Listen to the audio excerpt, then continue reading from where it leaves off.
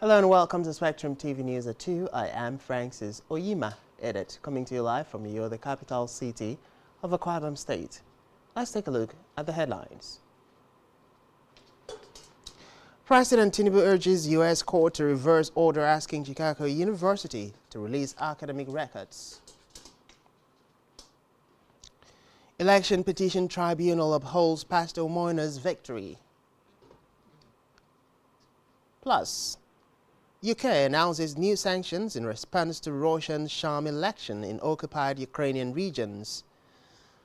We will bring you details of these stories and more in a moment.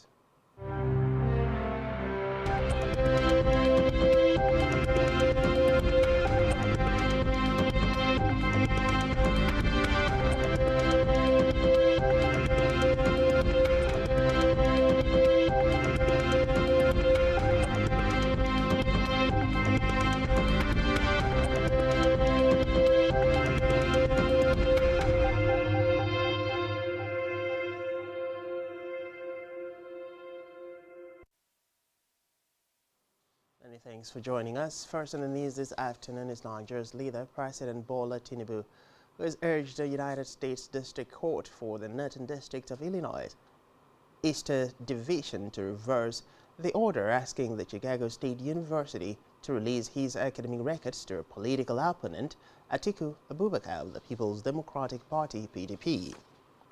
Tinubu argued that Magistrate Jeffrey Gilbert, who gave the order on September 19th in a ruling on an application by Atiku, exercised the power he did not have under the Section 1782 of the U.S. statute and prayed the court to reject Atiku's application. In the reply filed by his lawyer, Christopher Carmichael, Tinubu contended that the magistrate erred in granting the application and ordering Chicago State. Away from that, the federal government, through the National Economic Council, has directed the National Emergency Management Agency, NEMA, to provide immediate intervention and relief to states affected by floods. It also resolved to develop and articulate a roadmap to address flooding and manage attendant disasters. Minister of the Federal Capital Territory, Abuja, Nyesom Wike, revealed this to newsmen after the 136th NEC meeting, which was held at the Aso Rock Presidential Villa, Abuja. Wike said the governor of Kogi State and chairman of the Committee on the Impact of Flood and Disaster across the states in Nigeria, Yahaya Bello, categorized states into A, B, and C based on degrees of damage. Group A states with over 15 points and most affected include Anambra, Bauchi, Bayelsa, Benue, Borno, Kogi, Nasarawa, Niger, Rivers, Enugu, Kano, Oyo, Yobe, and Zamfara. While Group B states with 10 to 15 points are Cross River, Delta, Jigawa, Kwara, and Ondo State. On Group C, we have states with less than 10 points, namely Katsina, Abia, Adamawa, Akwa Ibom, Bauchi, Ebonyi, Edo, Ekiti, Gombe, Imo, Kaduna, Katsina, Kebbi, Lagos, Ogun, Oshun, Plateau, Sokoto, Taraba, and the FCT. Meanwhile, the Minister of Works, Dave Umahi, has disclosed that the federal government would begin immediate reconstruction of the collapsed Enugu-Port Harcourt Expressway. Umahi stated this when he and Governor Peter Mba of Enugu State visited the scene of the collapsed bridge for an on-the-spot assessment as part of his working visit to the state. He said the reconstruction of the bridge would end the plight of commuters plying the road, noting that the government would in the meantime provide alternative routes for the people. The minister explained that the collapse occurred because the pipes were exposed, adding that the bridge was constructed in 1968. In a separate development, the National Economic Council has urged the Nigeria Labour Congress to wait for the October 1 Independence Day broadcast by President Bola Tinubu. The Plateau State Governor, Caleb Mutwang, made the appeal while briefing newsmen at the Presidential Villa in Abuja. He said Tinubu would address their demands among other issues in his independence speech on Sunday. He urged the leadership of the organized labor to be patient with the federal government and give more time for dialogue. Issues addressed. And that is why NEC is appealing for. NEC actually expressed genuine concern about the situation in the country and appreciates the concern by Labour to have those issues addressed. And that is why NEC is appealing for patience, is appealing for time to be able to address the concerns of Labour. Yes.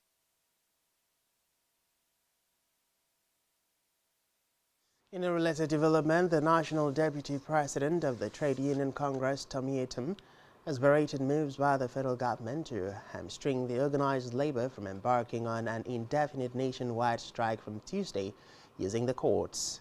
Etum stated that labor leaders would not succumb to any threat by the government, noting that they were ready to go to prison in their fight for better lives for Nigerian workers.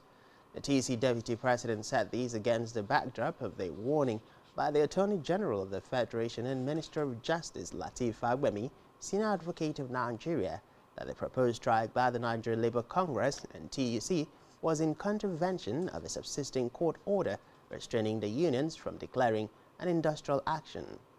Recall that the NLC and TUC had announced an indefinite strike with effect from October 3, 2023 to protest the alleged failure of the federal government to provide post-subsidy palliatives for workers and implement policies that could alleviate the sufferings of the masses after the removal of the fuel subsidy.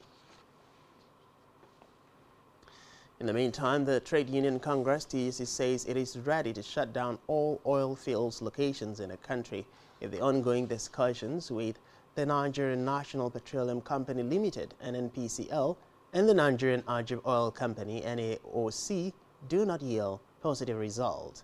The president of TUC, Festus Osifo, made the threat in an interview. Osifo maintained that the union's position is for due process to be followed. According to him, TUC is not in support of rolling its members over to companies without adequate development plans for workers who have worked for so many years for the company.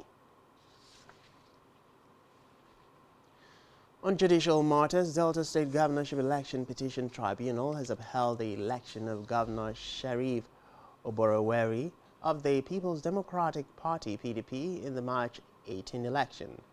A three-member tribunal headed by Justice C.H. Ahuchogu dismissed the petition filed by former Deputy President of the Senate, Ovie Omogege, of the All Progressives Congress (APC). The tribunal held that the petition contained unsubstantiated allegations, noting that it was devoid of merit and speculative.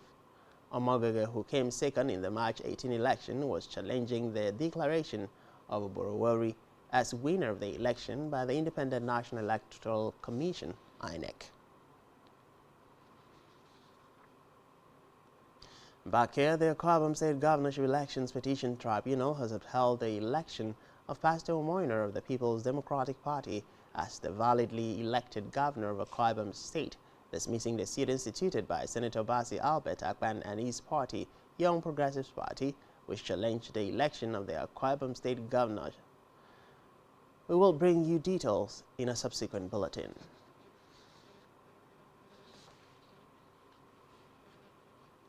Now to the African scene, where the United States has imposed sanctions on two companies, including one based in Russia and one person it accused of fueling instability in Sudan, as fighting reportedly killed thousands. RSF broke out in April over plans for a political transition and integration of the RSF into the army, 4 years after longtime ruler Omar al-Bashir was overthrown in an uprising.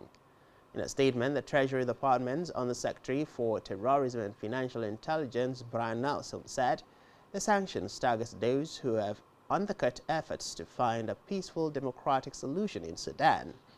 Meanwhile, the United States Secretary of State Antony Blinken said Washington had taken steps to impose visa restrictions on people believed to be part of efforts to undermine Sudan's democratic transition, including Sudanese Islamists and former officials, as well as others suppressing human rights and involved in other actions. Still in Africa, voting is underway in parliamentary elections in Eswatini, where King Mswati III continues to rule as Africa's last absolute monarch.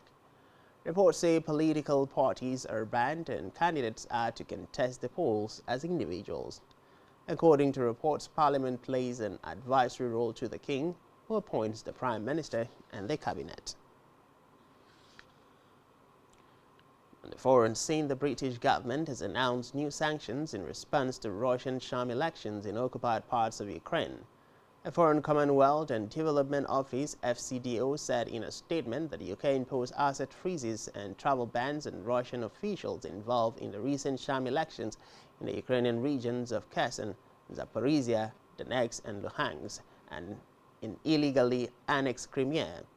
In addition to the specific individuals, which include the Secretary of the Russian Central Election Commission (CEC), Natalia Bororina, sanctions were also imposed on the commission as an entity.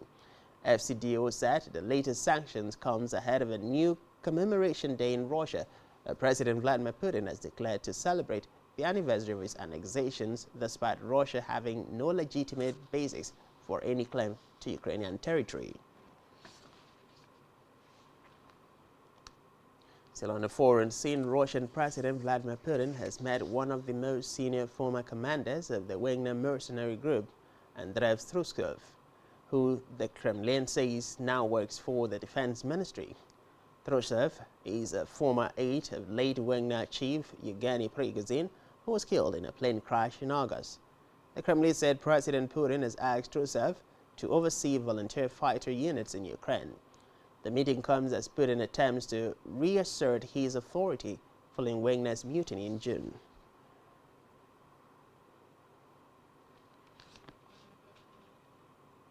Still to come in the news,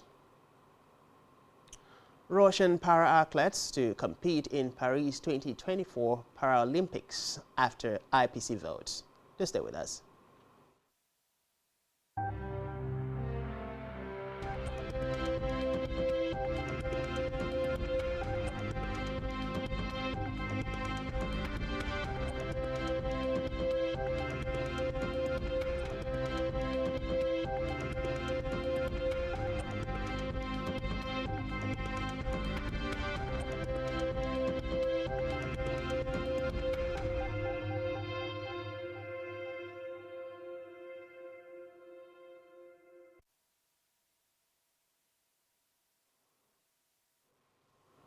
Many thanks for staying with us, and now to the rest of our news stories.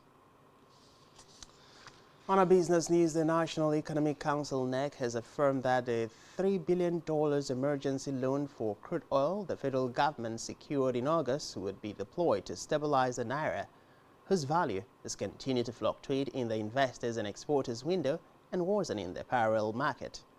Addressing State House correspondent after the 136th NEC meeting, which was held at the Aso Rock Presidential Villa, Abuja, the Nasarawa State Governor Abdullahi Sula said they are confident that with the plan that will come out and with all the items that have been listed on the improvement of revenue, the $3 billion shall be useful to Nigerians down the line. Recall that on August 16, the Nigerian National Petroleum Company Limited had revealed that it secured an emergency $3 billion crude repayment loan from Afrexim Bank to relieve pressure on the naira. It said the loan would enable it to settle taxes and royalties in advance, adding that it would also equip the federal government with the necessary dollar liquidity to stabilize the naira with limited risk. Still in business, manufacturers have reportedly spent at least 60.4 billion naira on alternative energy sources in the first half of 2023. The Manufacturers Association of Nigeria (MAN), in its half-yearly economic review published recently, said that was 21.25% from the 76.7 billion naira spent on alternative energy in the same period last year. It attributed the decrease in manufacturers' expenditure on alternative energy sources to the rise in electricity supply to the industries from the national grid in the first half of this year to 11.3 hours per day from 10.2 hours, recorded in the same period of 2022. It added that the electricity supply also increased by 42 minutes when compared with 10.6 average hours per day of electricity supply in the corresponding period of last year. In health, doctors in Kogi State have suspended the strike embarked upon 2 days ago to protest the alleged kidnap of their colleague, Dr. Austin Owumabe. These followed assurance given by the state government that efforts would be intensified to ensure the safe return of their colleague. The suspension of the 72-hour strike was contained in a communique jointly signed by Kogi State NMA Chairman Dr. Lushola Bako and Secretary Dr. Emmanuel Calvin, respectively, after an emergency Congress meeting of the association. According to the communique, the meeting was meant to review the industrial action embarked on to protest the kidnapping of Omurabe. The doctors reserved that the strike had effectively conveyed the association's displeasure to the society at large, stressing that relevant security agencies and stakeholders have shown remarkable commitment to ensuring the safe release of their colleagues. Still in health, Delta State government says it has recorded over 60 incidents and 5 fatalities caused by rabies disease due to dog bites in 3 months in the state. Commissioner for Agriculture Perez Omung said this in Asaba, the inauguration of a sensitization campaign against rabies disease in Delta. Reports say the State Ministry of Agriculture and Natural Resources, Ministry of Health, and Ministry of Environment, in collaboration with the federal government and World Health Organization, embarked on a road walk against rabies disease in Asaba. The road walk was meant to sensitize the public in commemoration of 17th World Rabies Day. To sport now, where para-athletes from Russia will be allowed to compete at next year's Paralympics after officials voted against a full ban. The International Paralympics Committee, IPC, will take a second vote on whether those taking part can do so under the Russian flag or as neutral athletes.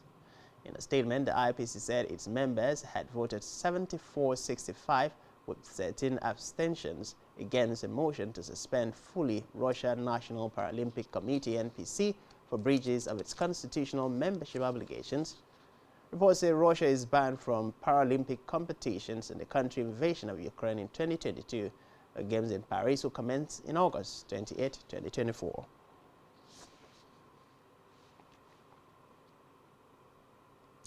Still in sports, Arsenal winger Katie McCabe has signed a new contract.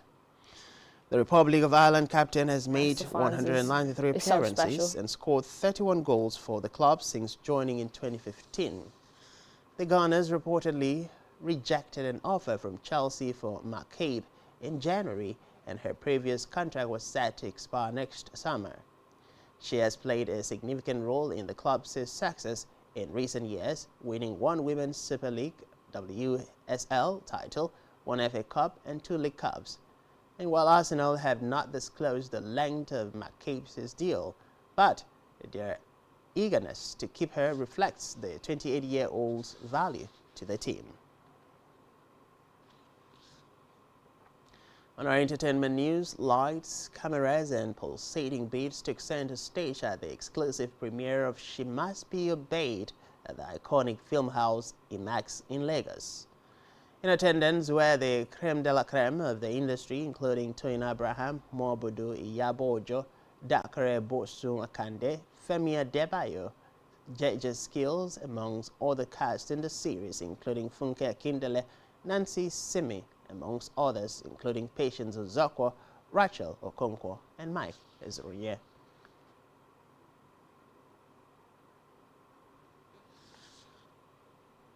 Still on entertainment, the Lagos State Police Command has confirmed that music promoter Balogun Eletu, also known as Sam Larry, is now in its custody as the probe of Afrobeat singer Mobat's death on September 12 continues. This was made known by the Nigerian Police Public Relations Officer SP Benjamin Hundoyan via his X account. The development comes less than 24 hours after Naira Marley said he was willing to fly down to Nigeria for investigation.